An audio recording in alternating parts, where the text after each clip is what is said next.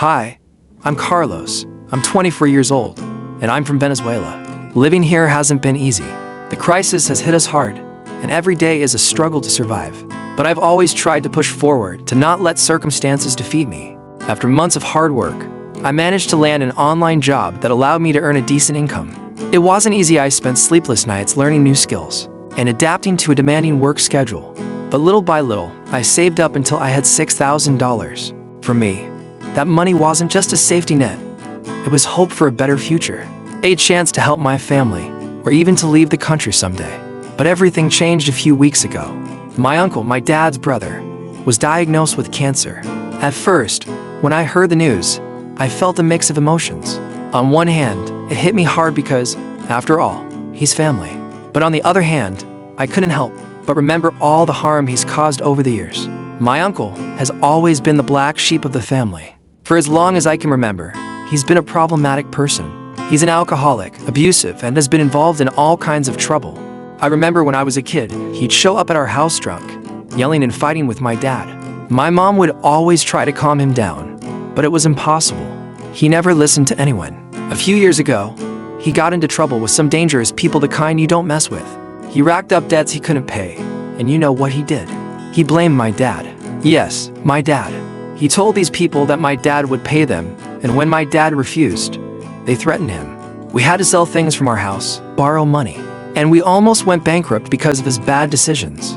But that's not all.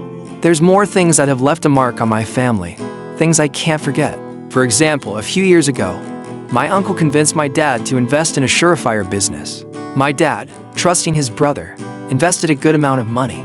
Turns out, the business was a scam, and my uncle disappeared with the money. My dad not only lost his savings, but also felt betrayed by his own brother. It was one of the few times I saw my dad cry. Another time, my uncle showed up at our house in the middle of the night, drunk and banging on the door. He said he was being chased and needed to hide. My dad, despite everything, let him in. The next day, some men showed up at our house looking for him. It turned out my uncle had stolen from them, and they wanted their money back. My dad had to step in and negotiate with them to keep them from hurting us. It was a terrifying situation, and my uncle never apologized or showed any remorse. Now, suddenly, everyone expects me, the nephew he never cared about, to give him my savings. My savings? That's $6,000 I worked so hard to save, my only hope in the middle of this crisis. My aunt and cousins have been calling me nonstop, telling me I can't be selfish. That family comes first. Even my mom, who's always been compassionate, has told me I should consider helping. But I can't forget all the harm he's caused, not just to my dad, but to everyone around him. A few days ago, my aunt came to my house to talk to me. She told me the treatment is expensive, and that without my help, my uncle doesn't have much of a chance. She looked me in the eye and said, "Carlos, he's family. You can't let him die." Those words have been stuck in my head ever since. On one hand, I know cancer is a terrible disease, and at the end of the day, he's family. But on the other hand, I can't forget everything he's done.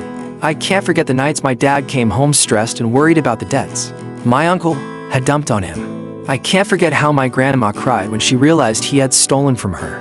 I've talked to some friends, and opinions are divided. Some say I should help, that life is more important than money. Others tell me no, that it's not my responsibility, and that I need to think about myself first. One of my friends said something that made me think, "Carlos, it's not just money, it's your future.